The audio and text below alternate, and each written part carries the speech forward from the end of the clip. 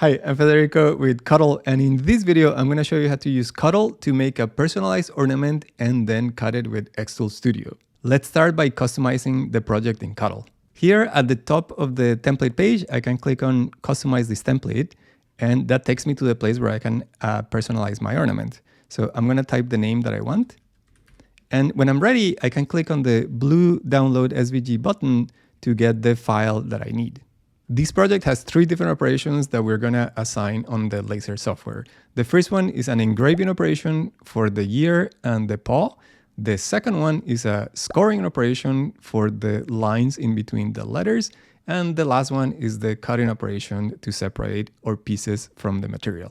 If you're not familiar with scoring, it is very similar to cutting in that the laser follows the line, but it is done at a lower power or at a higher speed, so it doesn't cut all the way through, but instead leaves a really neat mark. And that mark is what makes these letters really pop. To get our Cuttle project into xTool Studio, we need to go to the main menu, then select File, and then click on Import. And here we can select the SVG we got from Cuttle and click Open. To assign the scoring, engraving, and cutting operations, we can look at the different colors here at the bottom left. It's a little bit easier to see if you click on the layer and object list. I'm going to start by selecting a material so I can assign the different operations. I'm going to go to the material menu here, and I'll choose the MDF board and click Apply. For the first operation, we want to select the black fill shapes. So I'm going to click on the black color here on the layers panel. And for this one, I want to select an engraving operation. And xTool offers some suggested settings with a preview, so you can choose one right here. For the next operation, we want to select the blue lines that separate the letters. So I'm going to click on the blue layer here.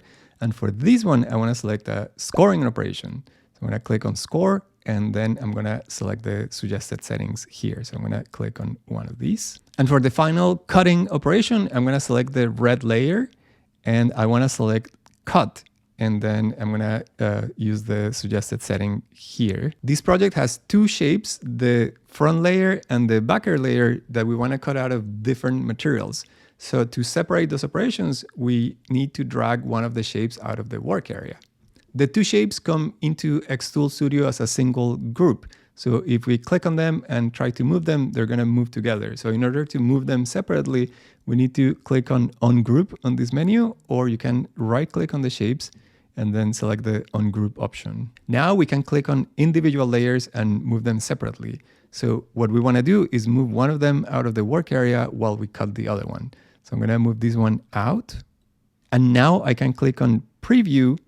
And for some materials, xTool will show me a simulation of what it's going to look like. So as you can see, we can cut out that section, and then the lines in between the letters are simple scores. When I'm ready to cut the second layer, I can move the first one outside of the work area and then bring the other one inside of the work area. And if I check the preview, you'll see that we get the engraving for the paw and the ear, and then we cut the outline and the little hanging hole. I chose white for my first layer and walnut for the second layer. To glue them together, I cut the first layer with some dual-tied, double-sided adhesive. So it's a matter of removing the protective film, then lining up the two layers and applying some pressure to activate the bond. To hang the ornament, I'm adding about 12 inches of string with a small loop and a wooden bead to finish it off.